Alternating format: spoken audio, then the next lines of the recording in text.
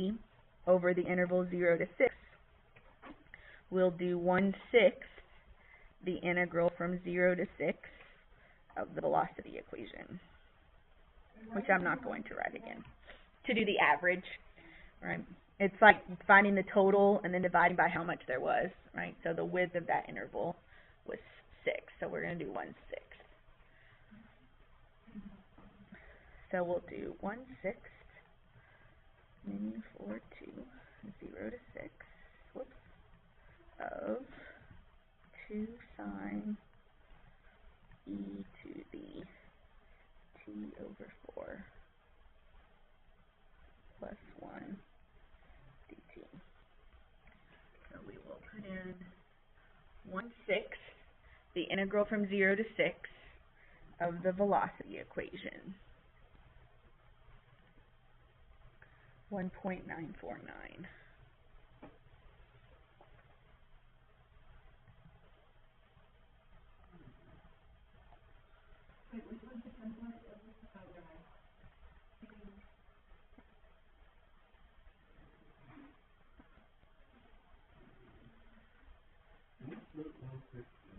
Yeah, you just put 1 divided by 6. Yeah. Yep, you sure can.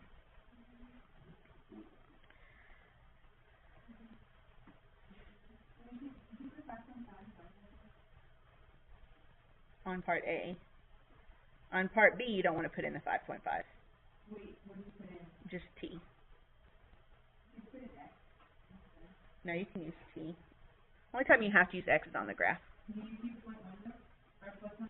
Yeah, you're just typing in the velocity equation just like it is. You're not plugging anything into it. Oh, just E to the t over 4, or x over 4, whatever you want to put.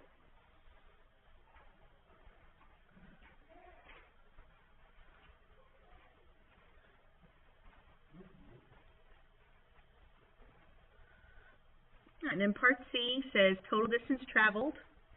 So how do we find total distance traveled? We integrate the absolute value of velocity. Okay. So we are going to do 4 to 0 to 6. And then don't forget your absolute value. Right?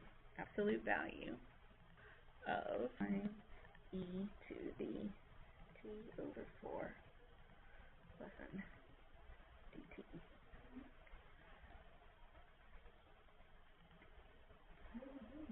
$12.57.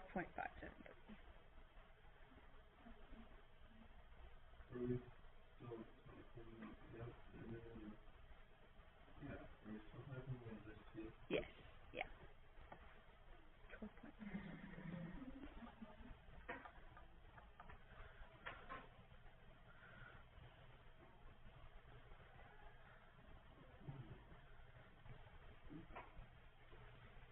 Now, what you could have done at the very beginning when you started is you could have put this in F1 and this in F2, and then it would have saved you having to type those over and over again. You could have just called this one F1 of X every time you needed to use it, and this one F2 of X every time you needed to use it. So if you were trying to save yourself some time, you might want to do that. Just go ahead and put them in on the graph, even though we're not really graph till the very last part. But if they're stored there, then you can just call them by their names instead of having to type them in over and over and again. So part D says for 0 to 6, the particle changes directions exactly once. Find the position of the particle at that time. So first off, we need to figure out when it changes direction, and then we'll figure out what the position is then. So to figure out when it changes direction, we're going to graph the velocity equation, just like we did on that other problem. And we want to do it on the window 0 to 6. So I'm going to change my window to start. Go ahead and change it to 0 to 6.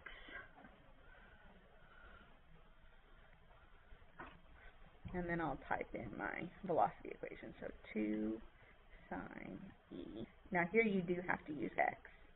X over 4 plus 1. Alright, so it's going to change position where it crosses the x-axis. So I'm going to find that. I'm going to do menu Analyze graph 0 to the left and to the right. Can't really see that all that well, so I'm going to grab it and move it. Okay. Yeah, the 0. Yep.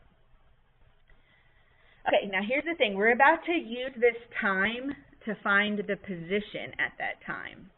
And so because I'm going to use this to find another answer, I don't want to round it yet. If you round it right now and use a rounded answer to get an answer, you could get what's called a compounded rounding error. It just means that if you keep using rounders to get other answers, eventually the rounding is going to cause an error in your answer. So I don't want to round this. I want to use this exact value. So I'm going to store it in my calculator. So if you hover over it with a little open hand and press Control Menu, there is an option to store it. And it'll store the whole decimal, not even just what you see on the screen, but the entire value of whatever it is. Because right now I've got mine set to show me like 5 decimal places, but it's going to store all the decimal places. So I'm going to press number 4, and then you just pick a variable. You can pick any variable you want. I'll do some random variable that hopefully nothing's been saved for. I'll call it H, right? Or T or FU or whatever. Right. So once you get, once you get the ordered pair, hover the little hand over it and press Control Menu. And it's number 4 there, store. So I'm going to store mine as H.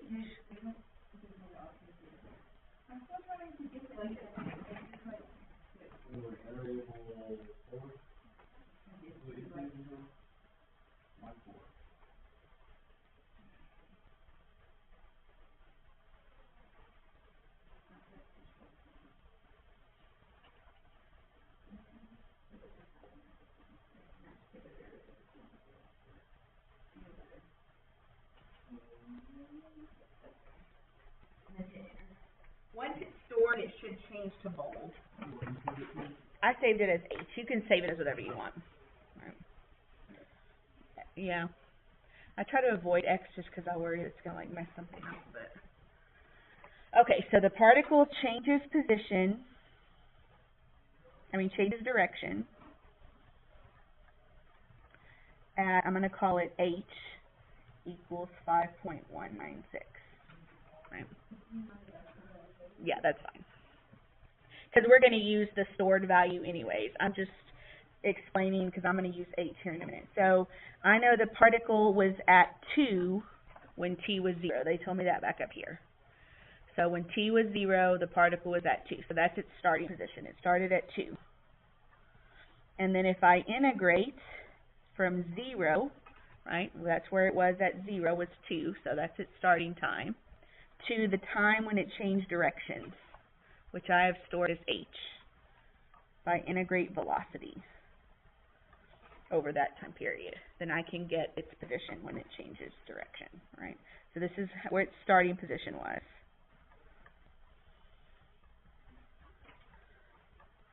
At T equals 0. This is when it changed directions. And this will give me the change in position over that time. Right. So I'll go in my calculator. And I will do 2 plus the integral from 0 to whatever variable you stored your time as. I'm going to say H. And then I now have velocity typed into my calculator. So if you want, you can type the velocity equation again right here, but I'm just going to call it F1 of x dx. Oops. Right. So 2 starting position plus the integral from 0 to h, which is what I stored that time that it changed direction, of the function I have stored in F1, which is the velocity function, 14.135.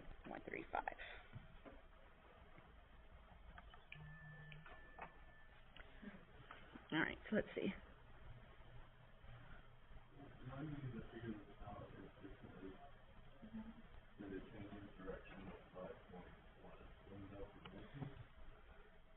No, it says what's the position at the time that it changed direction. So that 5.1 is the time it changed direction, but it wants to know where was it when it changed direction. Right? It wants to know position. So let's see, this was 2011 number 1.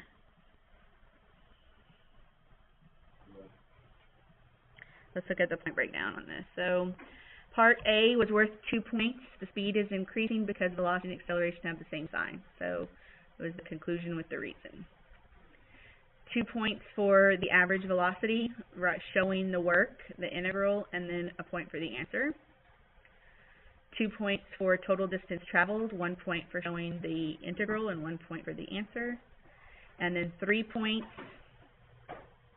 1 point for knowing that it changes direction when the velocity is 0.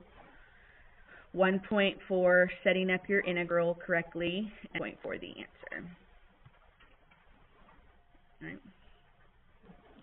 So all in all, until you got to that last part, that wasn't really that hard of a problem. Part D was kind of hard, but parts A, B, and C were pretty straightforward, what we talked about. So, okay. So that is it.